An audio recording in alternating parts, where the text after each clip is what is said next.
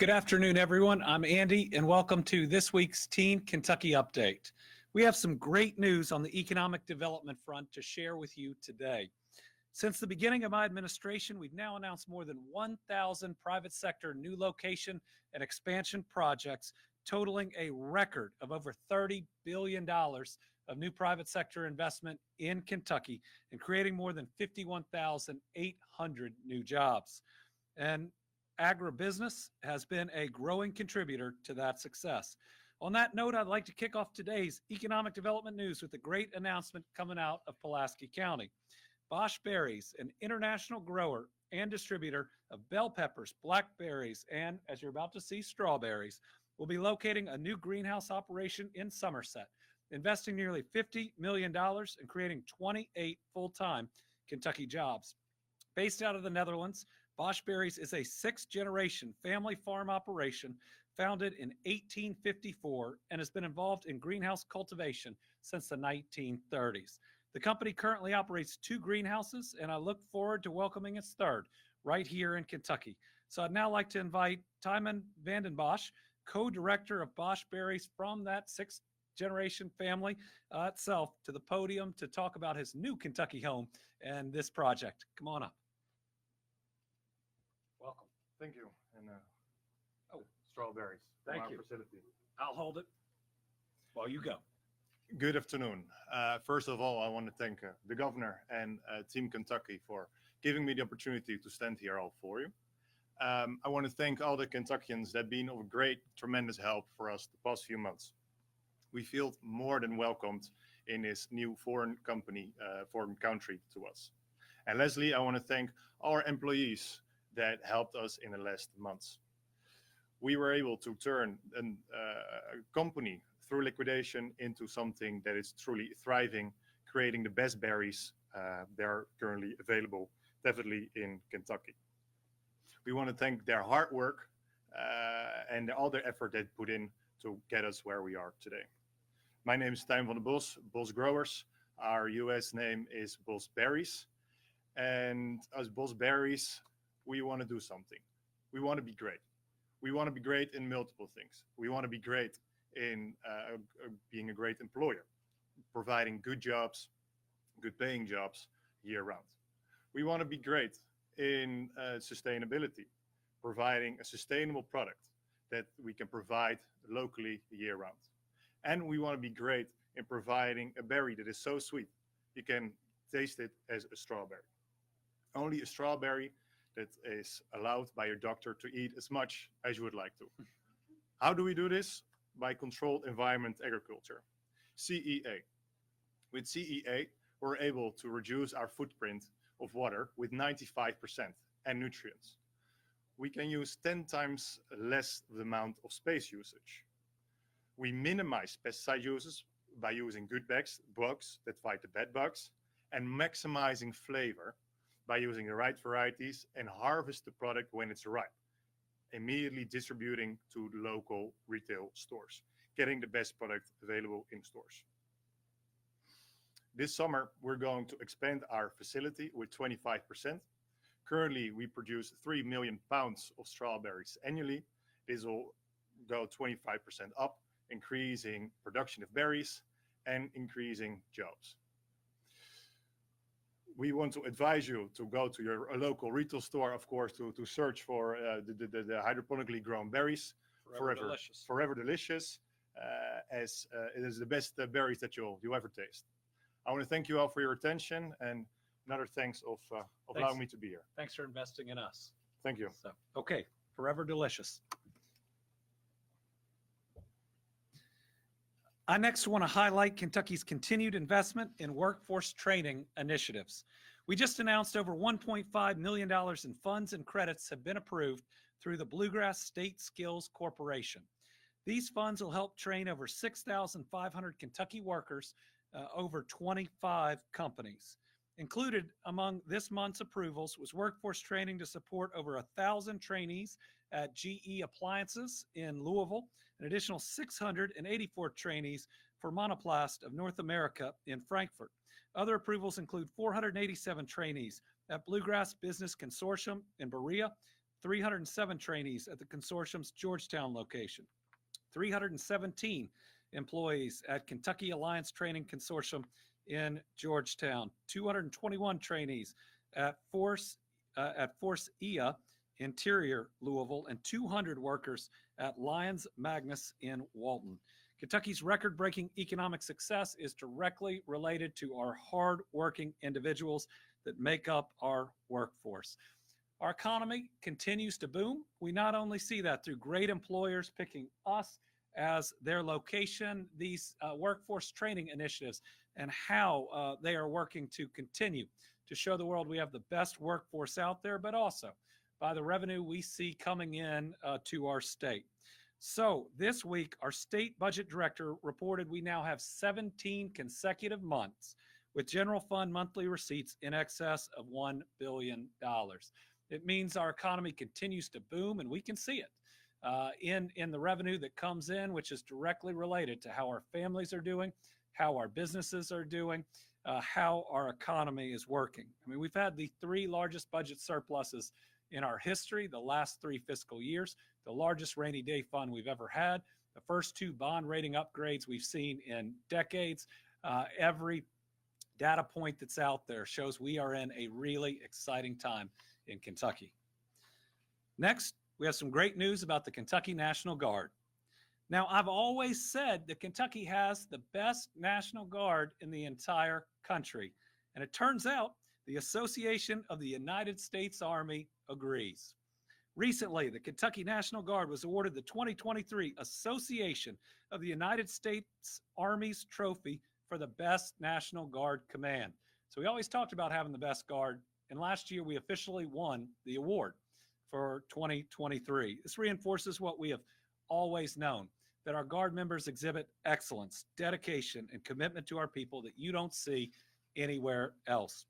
Our Guard received this award due to their heroic actions following natural disasters in our state, including Guard members helping to save more than 1,400 Kentucky lives during the flooding event and the work after the tornado event as well.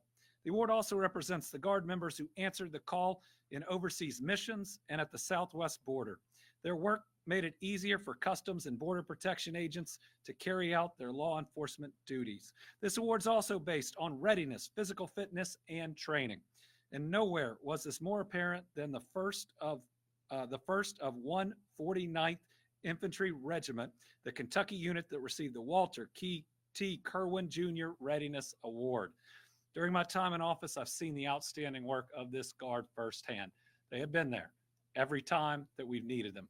They haven't just completed their mission, they've done it better than any of us could have ever asked. We have faced unimaginable adversity, and in every time the Guard has answered the call and served in such an amazing way. No matter the mission, the Guard lives out that parable, the Good Samaritan, that everyone are our neighbors and that we are here to protect and to help the citizens of the Commonwealth and the United States when called upon to do it. America's home of the free because of the brave. Now we have some Guard members here today that I'd like to invite up. General Lamberton is here along with Sergeant First Class Cesare Garcia, Staff Sergeant Quade Simpson, Specialist Sebastian O'Doul, Staff Sergeant Catherine Zimbrot, and Specialist Ashley Strange. And we have a giant trophy that was here presented for the Guard. Pretty incredible. Thank you for each of your service, for being the very best. Thank you. And with that, I'm going to turn it over to our fearless leader, General Lamberton, for some words. Appreciate it. Thank you, sir. I'm genuinely appreciative of the recognition of our soldiers up here with me, but the entire force in particular, as the governor shared, and I was very much honored every time he'd say at various times over the past couple of years that we've got the best Guard in the United States. And to echo that sentiment, just as the governor addressed their other organizations outside of the Commonwealth of Kentucky who now have similar mindsets. The recognition by the Association of the United States Army, this association addresses and is a advocate for the total Army, the Army National Guard, the regular Army, the United States Army Reserve. And not only were we, your National Guard, recognized in this capacity, but it's the first time AUSA, the Association of the United States Army, has ever recognized any National Guard entity. They've never done this in the past, as the governor alluded to a moment ago, that this is predominantly tied into some of the metrics associated with our readiness. But I'd also offer it goes well beyond that dynamic. As the governor also mentioned, our response to tornadic incidents, as the governor mentioned, our response to flooding, as was also mentioned that we've had Kentucky Guardsmen on the southwest border. We currently have Kentucky Guardsmen serving over in the Central Command area of responsibility. Some of you are aware of that because of some recent incidents that have occurred over there. We have Kentucky Guardsmen who are currently serving in the European Command theater of operations to support those entities that are supporting the conflict between Ukraine and Russia. So these days, being into the Guards a little bit more than just stacking sandbags in event of a flood. And it's not just a community focus, a national focus, but an international focus towards the security of our Commonwealth, of the communities we come from, and the nation as a whole. Just my impression at this junction, and Governor, if I can, and you've already recognized our air wing as well.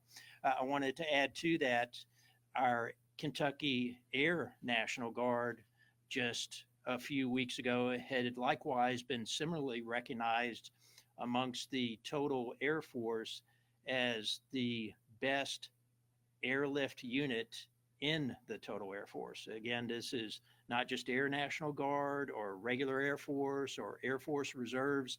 It's the entire Air Force. And this is the 20th year that the 123rd Air Wing had been recognized in such a capacity. And I bring that up as well just to highlight for everybody. So the quality of soldiers, the quality of airmen we've got in your National Guard, for the soldiers who are up here on stage with me, for the airmen who are out of our air base up in Louisville, it's really a terrific group of folks. It's a quality level that I think all of us would aspire to and want to be members of.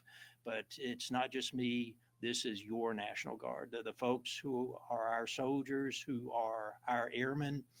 My belief is the majority of them joined in the National Guard because they want to be of service to their communities. They want to be of service to the Commonwealth.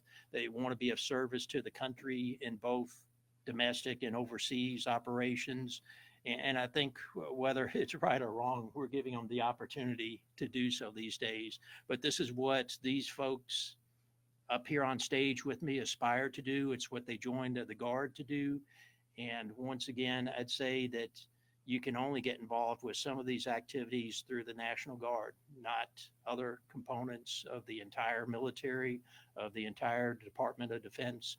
But again, this is your National Guard. If you see a soldier or an airman from the Kentucky National Guard, please thank them for their service, show an interest in what they do, because we sure as heck are not doing it for the money, but we're doing it because of that mindset of civic and Commonwealth and national service.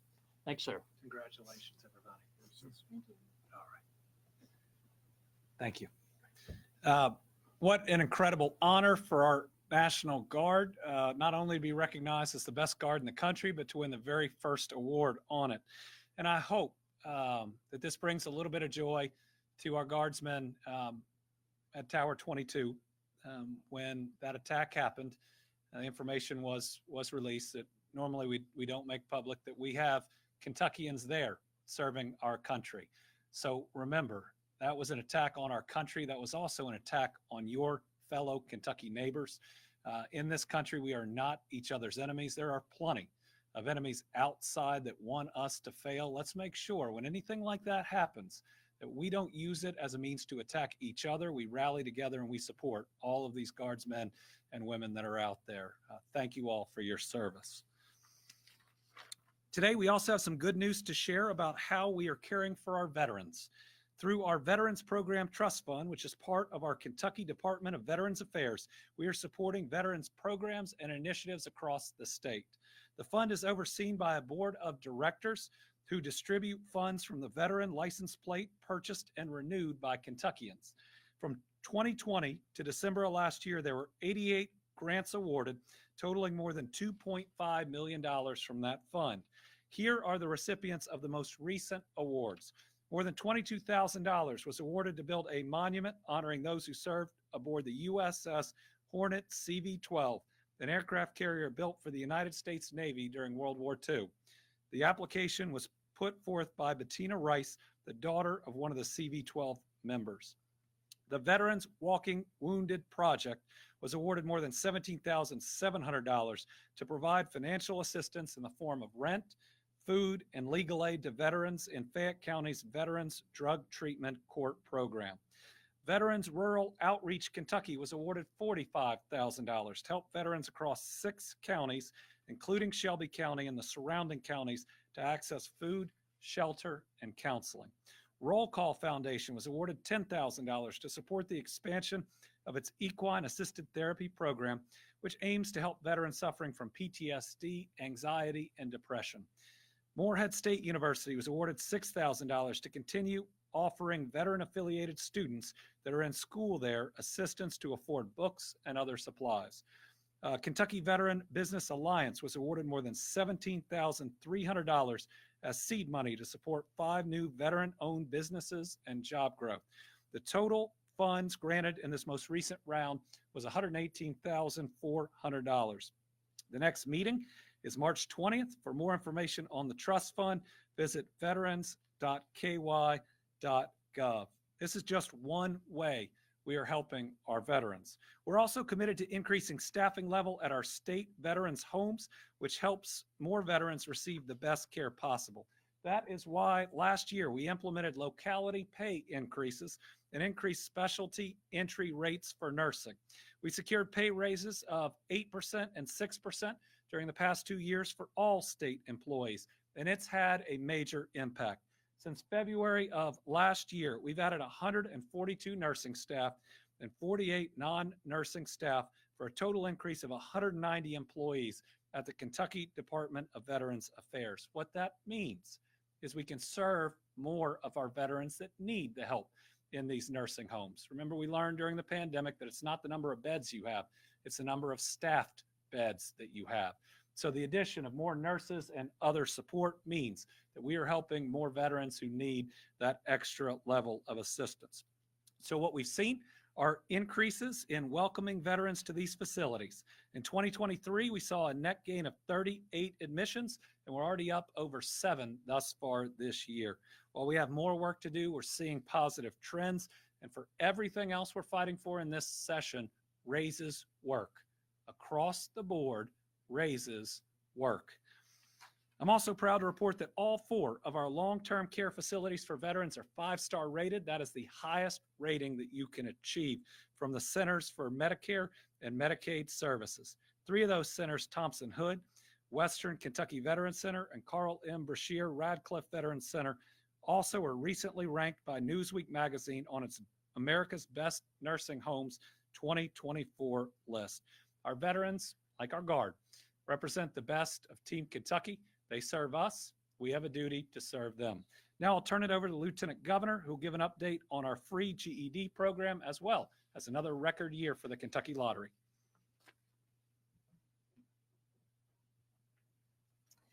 Thank you, Governor. Our Education First administration works every day to make sure that Kentuckians have an opportunity to improve their lives and to create new cycles of success.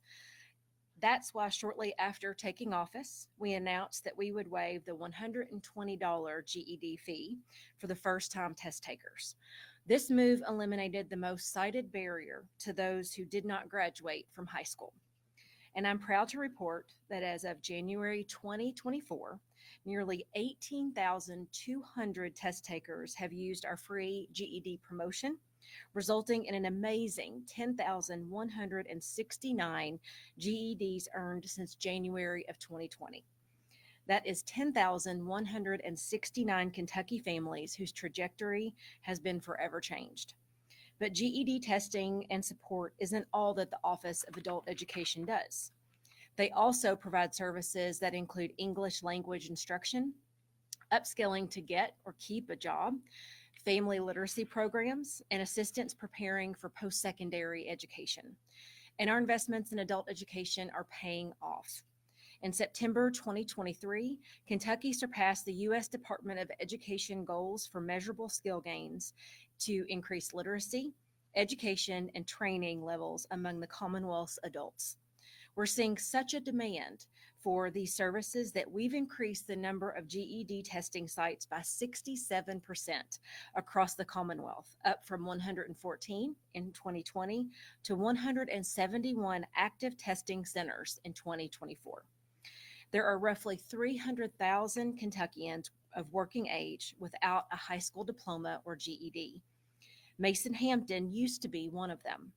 Mason took advantage of our free GED opportunity and is now realizing his dream with a little help from our Office of Adult Education.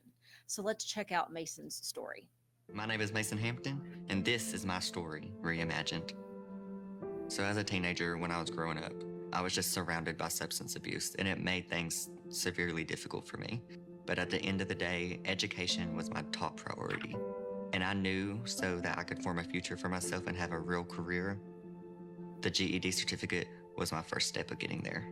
I reached out to the college at Big Sandy, and I talked to their staff, and I was like, hey, I'm interested in getting my GED. They transferred me to this wonderful staff member that helped me through the entire process. I finished my first year with a 3.8 GPA, and I just feel so good about myself since I got my GED. And it's completely turned my life around. I love nursing.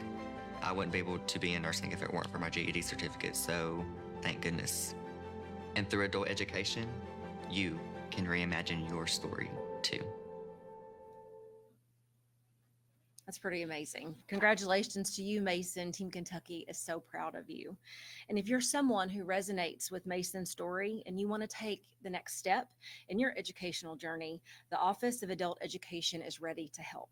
They provide services in all 120 counties of the Commonwealth, allowing Kentuckians to break through barriers to reach their education and career goals. To learn more about the free GED or to find an adult education center near you, please visit kyae.ky.gov.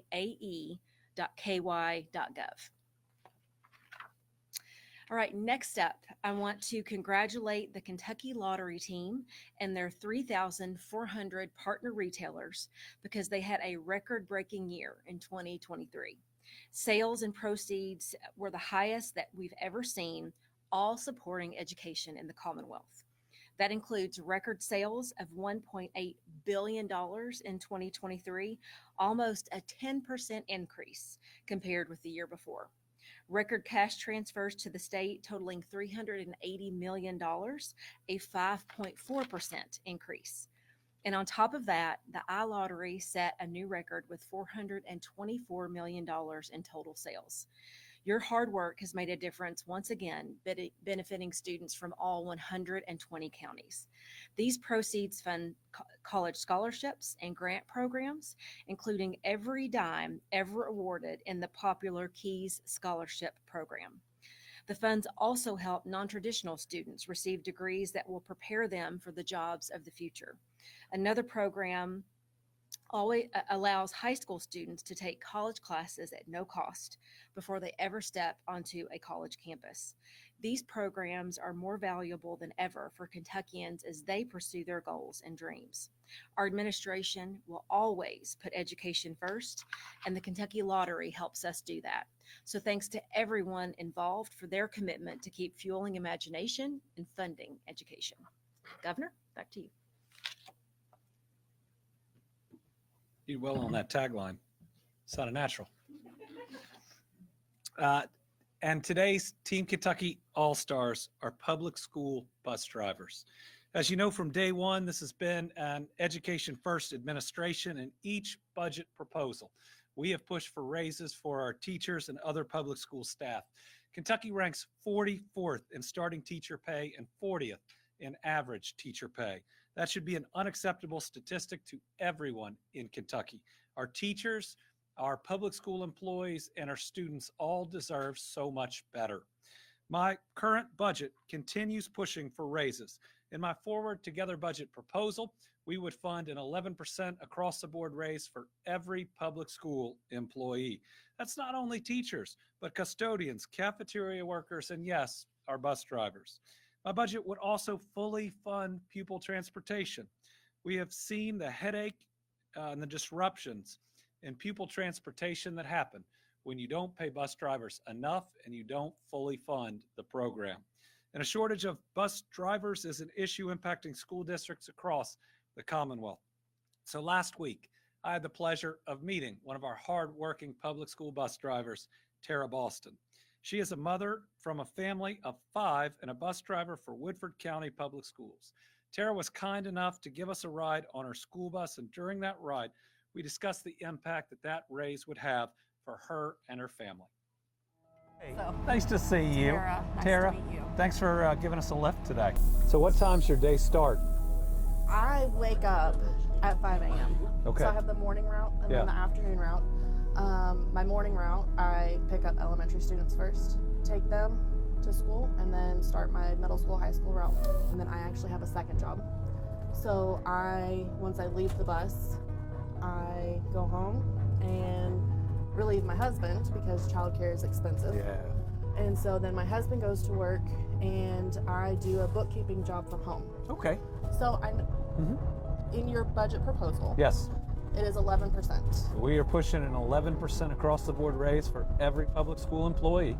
And what does that do from there? It needs to get in the final budget, Okay. which will be passed by the legislature. And so I did a simulated paycheck of what an 11% raise would look like specifically for me. Okay. And it is almost $200 every paycheck, Oh, wow. which is a grocery trip. Exactly. Because to feed my family of 5, it is $300 per week. Yeah. I don't even bring that home every 2 weeks. I keep trying to explain to folks that think about what an 11% raise does to every community, Right. especially where the public school system is the largest employer, right? That goes around and around Yes. and around in that community. Yes. Well, you more than with- deserve a raise, and you more than deserve to get that vacation. Thank you. Thank you so much. It was a pleasure Yes, to drive you. very grateful. I'm gonna do my best for you Thank and you everybody so else. much. All Yes, right. Thank you.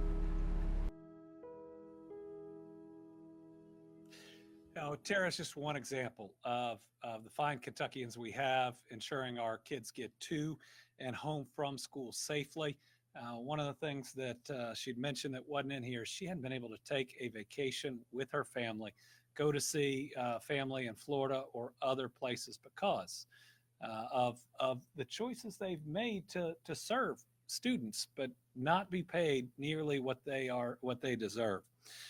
Also this week, Larry Farish, a bus driver in Jefferson County Public Schools, was recognized for going above and beyond for his kids too. He noticed 6-year-old Levi Carrier was upset that he couldn't participate in pajama day at school. So after Larry dropped off the rest of the kids at school, he went to the store and he bought Levi some pajamas so he could participate with the rest of his classmates. Larry said a lot of times we can make a big difference in a child's life just by saying good morning. Our bus drivers like Tara and Larry go above and beyond for our children every single day. So we wanted to recognize them for their hard work and dedication. My hope is that we can get a good race pass for each and every one of them, but they are most definitely this week's Team Kentucky All-Stars. All right, with that, we have 4 journalists, 1 here in person. We have 5 and 4 remotely. So we'll start with our in-person journalist, Liam. How are you, Governor? Good. I wanted to ask about House Bill 509 regarding open records. The Kentucky Press Association is describing the bill as an all-out assault on transparency. Critics are saying it would block access by narrowing the definition of public records, saying blocking access to personnel records, emails, police records. Do you support the bill, and why or why not? I haven't fully reviewed the bill, and I know the sponsor has said he may make some amendments on it as we go. But I believe a full explanation of the bill also has to talk about the fact that it mandates anyone doing official business do it on an official email account or other official means of communication. That is a big step that could take any communication being done on different devices and ensure that it's done on a device that is searchable by an open records custodian in the area in which they work. I believe that that is a significant step that will in fact bring more transparency. It directly addresses the Fish and Wildlife issue that was out there where that agency had refused to give official email addresses to board members and then required that they use it. So listen, I believe that this bill is an attempt to make sure that official business is done on official means of communication, and at the same time addressing the challenge that any private device would have if it is a part of an overall policy, because you're going to run into huge First Amendment issues with courts if suddenly state agencies are claiming that they can seize and search employees' personal devices. And that's one of the things that critics mention is that public officials could use personal devices to discuss public business, thereby avoiding the public records. Well, see, I think that this law addresses that concern and says you have to have an email address, you have to have means of official communication, and you have to use it. It'd be a violation of that law if you used another means to do it. All right, on the line we have Anna Medina from WTVQ.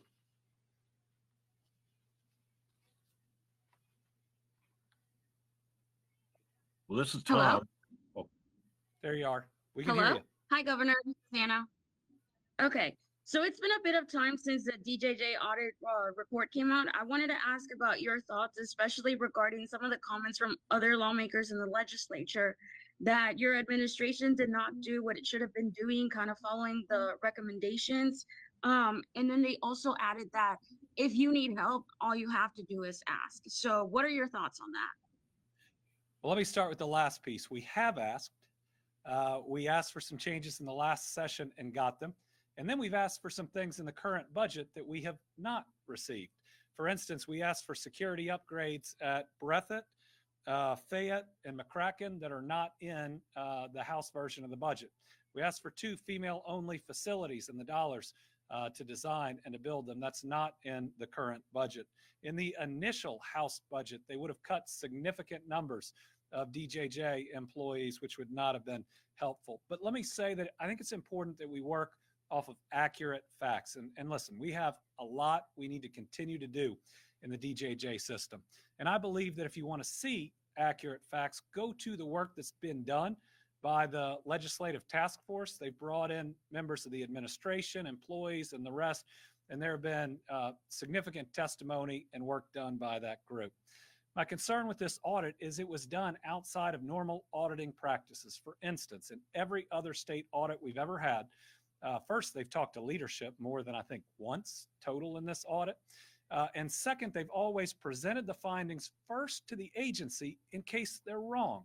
So there are at least 2 findings in this current audit that are just entirely wrong. The first is they say that there is no use of force procedure. I signed it into state law through emergency regulation over a year ago, and they could have found that through Google. The second is this concept of having memorandums of understanding with local law enforcement. So what the audit said is we wanted to check that, so we just started calling law enforcement around some of the facilities, and we talked to a couple of them, and some of them said they didn't know what we were talking about, and that was the total basis for their finding. We have an MOU with a law enforcement agency for every single one of these facilities, and if they'd merely shown us the finding or asked, we could have gotten that to them.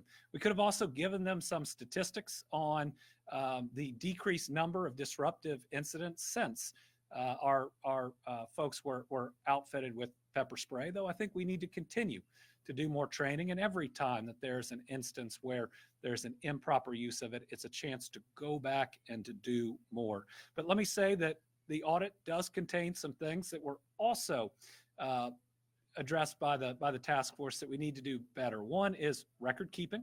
And that certainly needs to be better on incidents, outside of incidents, on overall employees. The HR side needs to work better, needs to be stronger.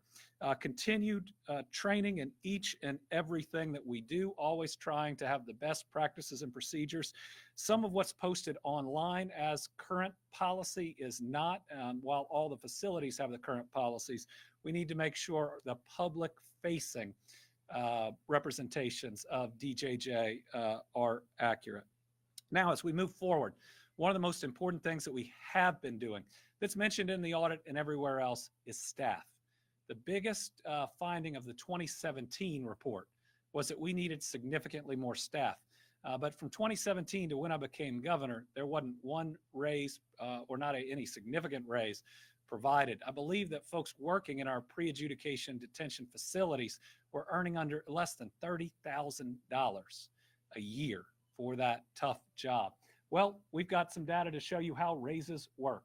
On the DJJ side, just since January of 2023, when we were given information and finances to provide those raises, and we did a part on the administration side as well, we've gone from 295 positions filled to 472. That's an addition of 177 spots. The audit definitely says we have to continue to hire and to hire more, and it is 100% right on that. You're also going to see an almost entirely different leadership staff than, say, from 2 years ago, as we bring in people first focused on ensuring a secure, safe environment. One of the reasons that we saw such disruptions in education and healthcare and parents' visits was that a disruption by a small group of the juveniles in these facilities would cause a safety risk that impacted them all. And just about every time, these were disruptions caused by people who are awaiting trial on a high-level felony. And so when we separated those that are accused of committing lower-level felonies from the higher, what we saw in the lower-level facilities was the disruptions almost fully ended. Now, we still have to build confidence for those facilities so that educators aren't scared to come back in, so that we can get all those services that are there. And that's going to take some more work and continued work that's there. But listen, we've enacted the most comprehensive set of changes in DJJ since its origination. These facilities mainly were from the 70s. One had a drop ceiling, and it's supposed to be a secure facility. When we came in, we had someone, in the same area that was awaiting trial for murder next to someone who was in for truancy, for skipping school, and that's not right. They had girls and boys in the same facilities. They're not there anymore, and they were significantly understaffed and underpaying. We've made major strides in all those, but this is a nationwide problem that you see in just about every other state. That's not an excuse. We've got a job to fix it, and we want to fix it faster than others, and we keep working and working and working. And it's not going to happen overnight. Everything's not going to be perfect in the next year, but we don't run away from problems. We run towards them, and we are going to get this ship righted, and we are going to create the safest environments we can, knowing that, remember, some of these juveniles, we call them juveniles, are very large individuals accused of very significant crimes, and we have to make sure that our people are safe when they walk in and interact with these individuals. And to do that has taken some changes to make sure that our people are and feel protected, and they're backed up in each and every one of those interactions. That is a long answer, but we're really invested as an administration in getting this right. All right, Tom Latek, Kentucky Today. Thank you, Governor. Good afternoon. I've got a couple National Guard questions in lieu of what you had to say here a little earlier. I assume the general's gone, so He's still here. I'll ask you. Oh, is he? So I wonder if I could ask him two quick questions. Hey, Tom, if you want to ask somebody else a question, have at it. Okay. Hey, Tom, you've got the second tier at this junction. Go ahead. All right. Well, first of all, congratulations, General, on the award. I was curious, how many total Guard members do we have in Kentucky? And I know there have been problems in other states of maintaining the strength. How close are we to our authorized strength? So let me give you the full framework of that, Tom. We've got 8,400 soldiers, airmen, and civilians who comprise the Kentucky National Guard. The civilians are those who are state level employees, but well integrated with our force structure. I think really to the heart of what you're describing, and yes, nationwide recruiting has been an issue for virtually all but two military services. The two that I'm speaking of are the Marine Corps and the Space Force. And ironically, those are both the two smallest of the military services. But the Army, Air Force, Navy have, even though the Coast Guard have all had issues with recruiting. Now for us in Kentucky, yes, we're part of the entities that have had such issues. But one thing I'm proud to share with you is that the Kentucky National Guard is one of the few states where we, with the governor's approval, just a little over a year ago, had initiated a monetized incentive referral program. And what that program has done for us, we basically, Tom, kind of operationalized our entire force structure. So not just our Guard recruiters on the Army and the air side, but for all of our soldiers, for all of our airmen. If they provide a referral to one of our recruiters and this person ends up raising their hand and swearing into the Kentucky National Guard, then we recognize the person who initiated that referral with $500. At this junction, we've had the program going on just slightly over a year. What that has done for us at this point, Tom, we're gaining better than 2 new soldiers and or airmen per week as a result of it. And right now that's roughly about 15.8% of our total recruiting mission. So for us in the Kentucky National Guard, that's caused us to be on a virtual upward spike for our recruiting. And it's, again, impacted both the Army and the air side. All right, next, Tessa Duvall. Hi, Governor. Thank you. Earlier this morning, a House committee advanced a bill that would loosen restrictions on hours that teenagers can work jobs during the school year, weekends, nights, that kind of thing. Just curious if you've had a chance to look at that bill and if you have any thoughts about the decision to potentially roll back these restrictions. Yeah, these are protections that exist for a reason, ensuring that each one of our children is getting an education. And this idea that our children aren't able to develop job skills when we've invested $250 million in career and technical education in our schools is simply wrong. The bill, I believe, would allow employers to require that these teenagers work during the school week and during school time. Child labor laws exist for a reason.